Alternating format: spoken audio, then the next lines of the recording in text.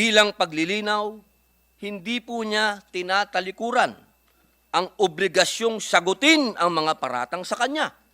Ang nais po niya ay sagutin ito sa tamang espasyo kung saan matatamo niya ang isang patas na pagdinig at paggalang sa kanyang karapatan sa due process. Higit sa lahat po, Ginoong Tagapangulo, ang akusasyon po laban kay Pastor ay nasa bakuran na ng kagawaran ng hustisya na kanilang isilasampa sa naaayong korte. Hindi na po magkakaroon ng saysay ang ating pagdinig sapagkat nasa kamay na po ito ng hudikatura. Nasa kanila po ang kapangyarihan upang magpataw ng desisyon at kung sino po ang inosente at kung sino po ang nagkasala.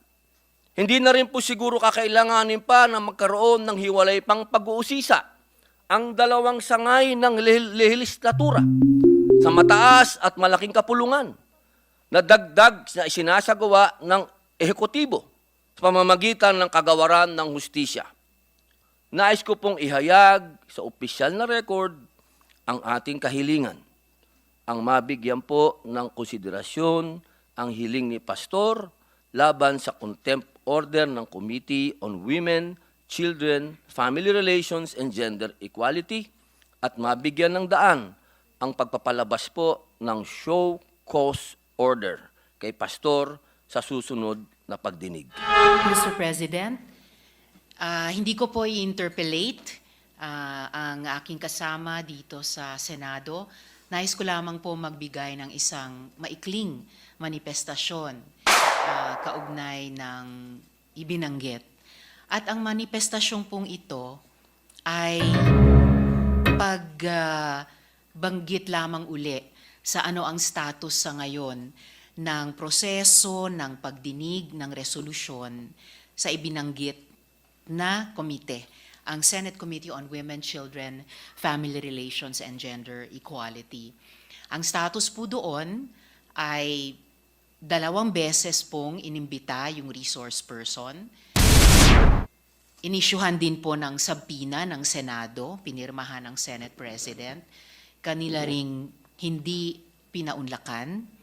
Kaya ayon sa rules ng Senado sa pagkondukta ng investigasyon in aid of legislation, ay nirule ko po, nirule ng chair para i-cite in contempt yung resource person at ipinahayag na hihilingin sa Senate President, ipaaresto yung resource person at sa wakas, ipaharap na sa komite para makasagot sa mga seryosong tanong sa kanya.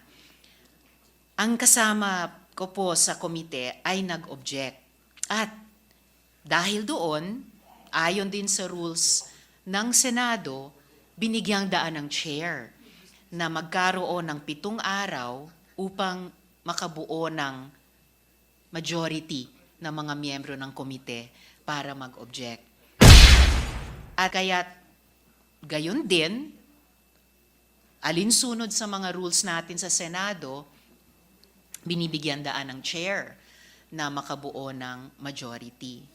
Pero ngayon pa lamang ay meron na po tayong make of record na may president po sa mga ruling ng Korte Suprema at maging na po sa mga dating idinaos na mga pagdinig ng mga komite, maging ng Senate Blue Ribbon Committee dito sa Senado na nagpatuloy kahit po meron na pong tumatakbong mga kaso sa Korte. Isang halimbawa po, Mr. President, ang Catherine Camilon case. Yan po ay kasulukuyan pa ring dinidinig dito po sa Senado, sa Senate Committee on Public Order, kahit naka-file na po ang mga charges sa Korte. So ito lamang po ay pinaka-recent sa mga maisa-cite po ng chair ng Committee on Women na kahit po mayroon ng mga kasong tumatakbo sa Korte, yung iba dito final mismo ng executive, pero nagpatuloy at nagpapatuloy pa rin ang pagdinig dito sa lehislatura. Dahil wala pong proseso sa isang sangay ng gobyerno ay mas importante o hindi kasing importante sa prosesong tumatakbo sa ibang sangay ng gobyerno. Yan po yung isang esensya ng ating sistema ng checks and balances.